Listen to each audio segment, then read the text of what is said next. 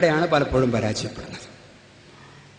ഞാൻ വീട്ടിലേക്ക് ചെന്നപ്പം എൻ്റെ ഭാര്യ വാതിൽ തുറന്നിട്ട് മുഖം വീർപ്പിച്ച് അടുക്കളയിലേക്ക് പോകുന്നു. അപ്പൊ എനിക്കറിയാം, ഞാൻ മനസ്സിലാക്കണം ഇയാളുടെ ഉള്ളിൽ എന്തോ ഒരു വേദനയുണ്ട്. അല്ലെങ്കിൽ തുറന്ന വാതിലിന്റെ ഉള്ളിൽ മാറി നിൽക്കുന്നു, മുത്തോക്കാൻ പോലും പറ്റുന്നില്ല, അത്ര മനസ്സ്. അപ്പൊ എന്റെയും ഈഗോ വർക്ക് ചെയ്യും. അങ്ങനെയാണോ? എന്നാ പിന്നെ അങ്ങനെ ആയിക്കോട്ടെ, 4-5 ദിവസം നമുക്ക് ഉണ്ടാണ്ടിരിക്കാം. അതിന് പകരം ഞാൻ ഈ മുഖം വീർപ്പിച്ചിരിക്കുന്ന ആളുടെ അടുത്ത് ചെന്നിട്ടൊന്ന് തൊട്ടിട്ട്, അല്ല എന്ന മുഖം കാണുമ്പോൾ എന്തൊക്കെ ബുദ്ധിമുട്ട് തോന്നുന്നുണ്ടല്ലോ, എന്ത് പറ്റി ചോദിച്ചാൽ മതി. കണ്ണുനീര് വരും പുറത്തേക്ക്, സങ്കടം അലിഞ്ഞു പോകും. എൻ്റെ വേദന കേൾക്കാനെങ്കിലും ആരുമില്ല എന്നുള്ളതാണ് ലോകത്തിലുള്ള ഭൂരിപക്ഷം ആളുകളുടെയും പ്രശ്നം. എല്ലാവർക്കും ഉണ്ട് ആ പ്രശ്നം. മാല കമ്മിറ്റി സെക്രട്ടറി മുതൽ പ്രസിഡന്റ് മുതൽ രാഷ്ട്രത്തലവന്മാർക്ക് വരെയുള്ള പ്രശ്നം എന്താണെന്ന് പറഞ്ഞാൽ, എൻ്റെ കേൾക്കാൻ ആരുമില്ലല്ലോ ഈ ലോകത്ത്. അതാണ്. നിങ്ങളൊന്ന് കേൾക്ക് ഈ സങ്കടം. ഫീലിംഗ് റിഫ്ലക്ഷൻ എന്ന് പറയുന്നു ഞങ്ങളുടെ ഭാഷയിൽ. എന്ന് പറഞ്ഞാൽ എൻ്റെ അർത്ഥം എന്താ? സങ്കടം അറിയുക. എൻ്റെ 5.5 വയസ്സുള്ള മോള് ഇന്നലെ രാത്രി എന്നോട് ഭയങ്കര ദേഷ്യം പിടിച്ചു, എന്തോ ഒരു കാര്യത്തിന്. അപ്പോൾ മുഖേലിങ്ങനെ വീർപ്പിച്ചു നിൽക്കുക. അപ്പോൾ ഞാൻ അതിൻ്റെ സങ്കടം എടുക്കണം. ഞാൻ അതിൻ്റെ അടുത്ത് ചെന്നിട്ട് ഇങ്ങനെ താടിയെല്ലിനെ തൊട്ടിട്ട് പറഞ്ഞു, ഉള്ളിൻ്റെ ഉള്ളിൽ ഭയങ്കര ദേഷ്യം കാണുന്നുണ്ടല്ലോ വാപ്പ, എനിക്ക് മനസ്സിലായി കേട്ടോ എന്ന് പറഞ്ഞു. അപ്പോൾ അതെൻ്റെ മേക്കേക്ക് ചാഞ്ഞു വീണു. എനിക്ക് അറിയാം കുട്ടിക്ക് ഞാൻ കൊടുക്കേണ്ടത്. അപ്പൊ എന്നോട് അടുത്തു. നിങ്ങൾക്ക് ഉണ്ടാണ്ടിരിക്കാം. അതെന്തോ അങ്ങനെ നിങ്ങൾ തീരുമാനിക്കാം. ഈഗോകൾ തമ്മിലുള്ള യുദ്ധത്തിലാണ് മിക്കവാറും ബന്ധങ്ങൾ കുഴപ്പമായി പോകുന്നത്.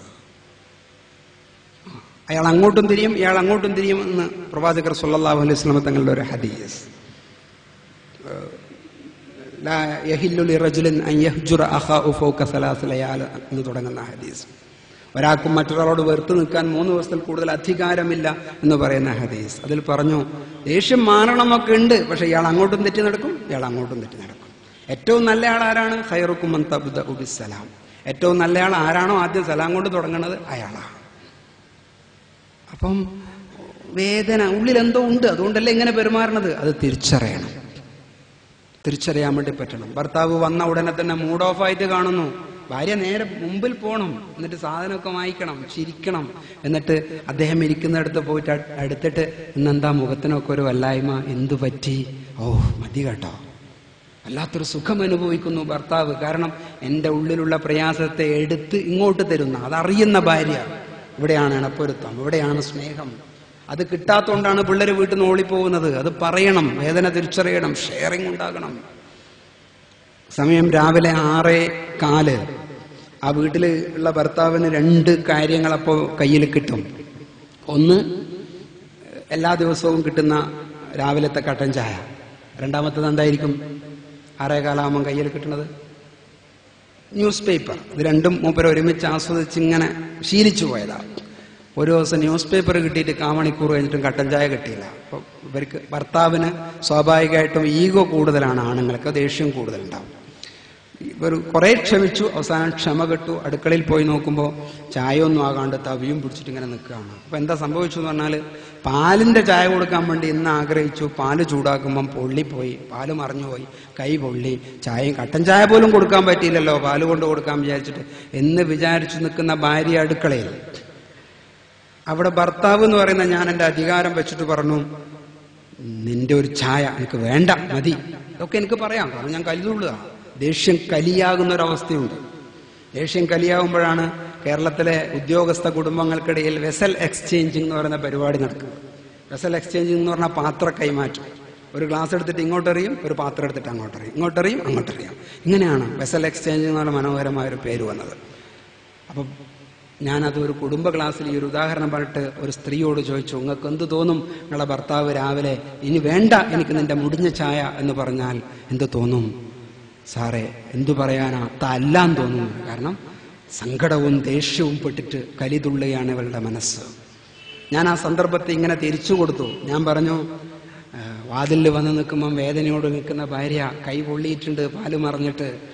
ആ പൊള്ളിയ വിരളേതാണെന്ന് നോക്കിയിട്ട് ആ വിരളുമെല്ലാം ഉയർത്തിയിട്ട് അത് ഭർത്താവിൻ്റെ ചുണ്ടിനോട് വെക്കുകയാണെങ്കിൽ എന്തു തോന്നുന്നു ചോദിച്ചപ്പോൾ സ്ത്രീ പറഞ്ഞു, പിന്നെന്താ പറയേണ്ടത്, ഒരു സ്വർഗത്തിലെത്തിയത് പോലുള്ള ഒരവസ്ഥയല്ലേ എന്നുള്ളതാണ്.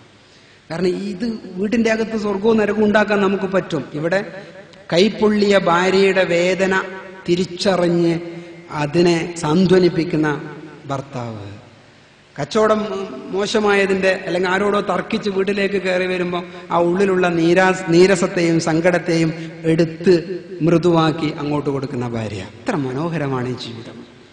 അതിനൊന്നും പറ്റൂലെങ്കിൽ അതിന്റെ അർത്ഥം നമ്മൾ നല്ല ഭർത്താവല്ല, നമ്മൾ നല്ല ഭാര്യ. ഞാൻ ഇത്രയൊക്കെ സംസാരിച്ചു, നിങ്ങൾ ആലോചിച്ച് നോക്കൂ. സ്നേഹമുള്ള കുടുംബത്തിൽ സ്നേഹം ലക്ഷണങ്ങളെ കൊണ്ട് പുറത്ത് കാണും. 5 ലക്ഷണങ്ങളാണ്. ആശയവിനിമയം നടക്കണം, അടുപ്പം പാലിക്കണം, അതിൽ തൊടണം, കണ്ണിലേക്ക് നോക്കണം എന്നൊക്കെ പറഞ്ഞ കാര്യങ്ങളുണ്ട്. കലവറയില്ലാതെ പ്രശംസിക്കണം, കൊച്ചു കൊച്ചു സമ്മാനങ്ങൾ കൊടുക്കണം, ഉള്ളിലുള്ള വേദനയെ, സങ്കടത്തെ, പ്രയാസത്തെ തിരിച്ചറിയണം.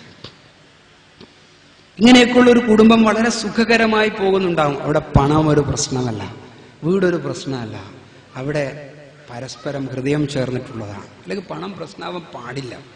അല്ല, അടുത്ത വർഷം ഇൻഷാ അല്ലാഹ് കുടുംബസംഗമം നടക്കുകയാണെങ്കിൽ ഇവിടെ കൂടിയിരിക്കുന്ന രക്ഷിതാക്കൾക്ക് ബഡ്ജറ്റിന്റെ ട്രെയിനിങ് കൊടുക്കണം.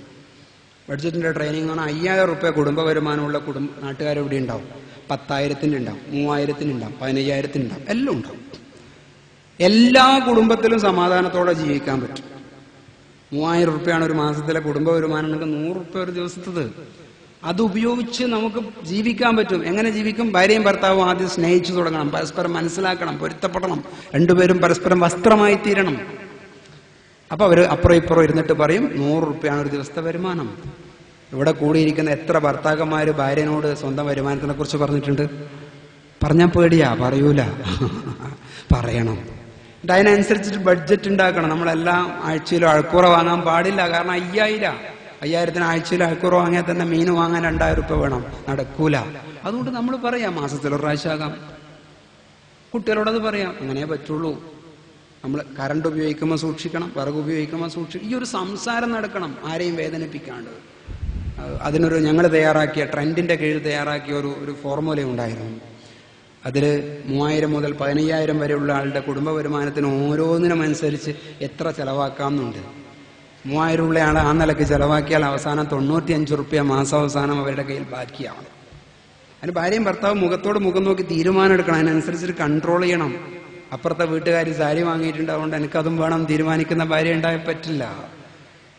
എനിക്ക് എന്റേത്, എന്റെ ഭർത്താവ് എന്റേത്, അതുകൊണ്ട് എന്താണോ നമുക്കുള്ളത് അത് നമ്മുടേത് എന്ന ഒരു രീതിയാകുമ്പോൾ കുഴപ്പമുണ്ടാവില്ല. അതിൻ്റെ ഉള്ളിൽ സമാധാനം ഉണ്ടാവും. കമ്പാരിസൺ പാടില്ല, അപ്പുറത്തെ നോക്കാൻ പാടില്ല. റസൂലുള്ളാഹി സ്വല്ലല്ലാഹു അലൈഹി വസല്ലം തങ്ങളത് പഠിപ്പിച്ചിട്ടുണ്ട്. ഉൻദുറു ഇലാ മൻ ഹുവ അസ്ഫല മിൻകും വലാ തൻദുറു ഇലാ മൻ ഹുവ ഫൗഖക്കും. നിങ്ങൾ മുകളിലേക്ക് നോക്കരുത്, താഴേക്ക് നോക്കണം. ഇതിനാ താഴേക്ക് നോക്കണം എന്ന് പറഞ്ഞത്? ചെറിയ കൂരയുണ്ട്, ഒരു ബെഡ്റൂമേ ഉള്ളൂ, അതിന്റെ അകത്താ ജീവിതം, കഷ്ടപ്പാടാണ്. കൂരയില്ലാത്തവർ തെരുവിലുണ്ട്, അവരെ നോക്കൂ, താഴേക്ക്, സമാധാനം ഉണ്ടാകും. ഫാമിലിയിൽ സ്നേഹമുണ്ടെങ്കിൽ അതിന്റെ അർത്ഥം ഉള്ളത് കൊണ്ട് അവർ ചെലവഴിക്കാൻ പഠിക്കുന്നുണ്ട് എന്നാണ്. ഒരു യുവാവ് ഒരു സൂഫിവര്യനായ മനുഷ്യന്റെ അടുത്ത് പോയിട്ട് പറഞ്ഞൊരു കഥയുണ്ട്. എന്റെ ജീവിതമാകെ കുഴപ്പത്തിലാണ്, നിങ്ങൾ എന്നെ രക്ഷപ്പെടുത്തണം. എന്താണ് നിന്റെ പ്രശ്നം? അതെന്റെ വീട്ടില് ഒരു റൂം മാത്രമേ ഉള്ളൂ, ഞാനും 4 മക്കളും ഭാര്യയും അതിന്റെ അകത്ത് കിടന്നുറങ്ങുന്നു, അതിന്റെ അകത്തുനിന്ന് ഭക്ഷണം ഉണ്ടാക്കുന്നു, അതാണ് ഞങ്ങളുടെ റിസപ്ഷൻ റൂം, ഞങ്ങളുടെ ബെഡ്റൂം എല്ലാം ഒന്നാണെന്ന് പറഞ്ഞു. ഭയങ്കര ബുദ്ധിമുട്ടാണ്. ഓ, അതാണോ പ്രശ്നം? അതിന് ഞാൻ പരിഹാരം ഉണ്ടാക്കി തരാമെന്ന് പറഞ്ഞപ്പോൾ ഇയാൾക്ക് ആശ്വാസമായി. ഞാൻ പറയുന്നത് പോലെ നീ കേൾക്കണം, സമ്മതിച്ചു. അങ്ങനെയാണെങ്കിൽ ആ വീട്ടിന്റെ അകത്ത് നീ ഒരു ആട്ടിനെ വാങ്ങിക്കെട്ടണം എന്ന് പറഞ്ഞു. അപ്പോൾ ഒരു റൂമിന്റെ അകത്ത് ആട് വന്നു, ആട്ടിന്റെ കുട്ടി വന്നു, ആട്ടിന്റെ കാട്ടം വന്നു, ആട്ടിന്റെ മൂത്രം വന്നു, ആകെപ്പാടെ ഇയാൾക്ക് പ്രശ്നമായി. 6 മാസം കഴിഞ്ഞിട്ട് പറഞ്ഞു, നിങ്ങൾ പറഞ്ഞതുപോലെ ചെയ്തു, സമാധാനം കിട്ടിയിട്ടില്ല. അങ്ങനെയാണെങ്കിൽ നീ ഒരു പശുവിനെയും കൂടി വാങ്ങിയിട്ട് അതിൻ്റെ അകത്ത് കെട്ടണം എന്ന് പറഞ്ഞു.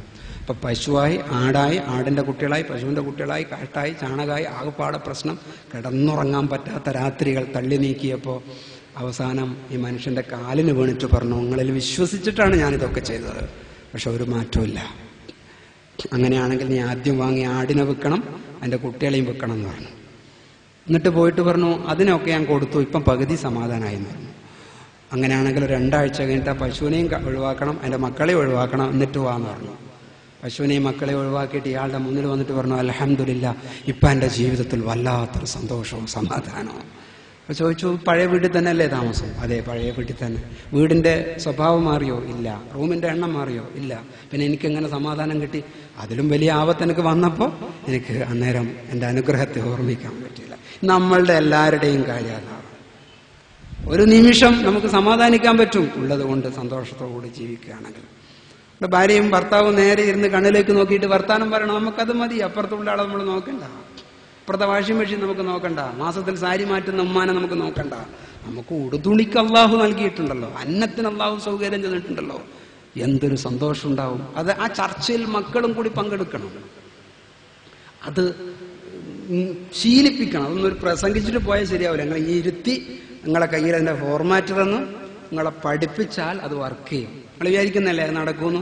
വീട്ടിൽ പോയി നോക്കണം. വല്ലാത്ത മനഃശക്തിയുള്ളവർ ആരെങ്കിലും ഈ കൂട്ടത്തിലുണ്ടെങ്കിൽ ചിലപ്പോൾ നടക്കും. അങ്ങനെ ശരിയായൊരു ജിഹാദ് സ്വന്തം നഫ്സിനോട് ചെയ്യാൻ പറ്റുന്ന ആള് ഉണ്ടെങ്കിൽ കുറച്ചൊക്കെ നടക്കും. ഇതൊരു വലിയ കാര്യമാണ് പറഞ്ഞത്. ഇനി മറ്റൊരു കാര്യവും കൂടിയുണ്ട്. കുടുംബജീവിതത്തെ ശിഥിലമാക്കുന്ന വളരെ പ്രധാനപ്പെട്ട ഒരു പ്രശ്നം, അത് ടെലിവിഷനാണ്.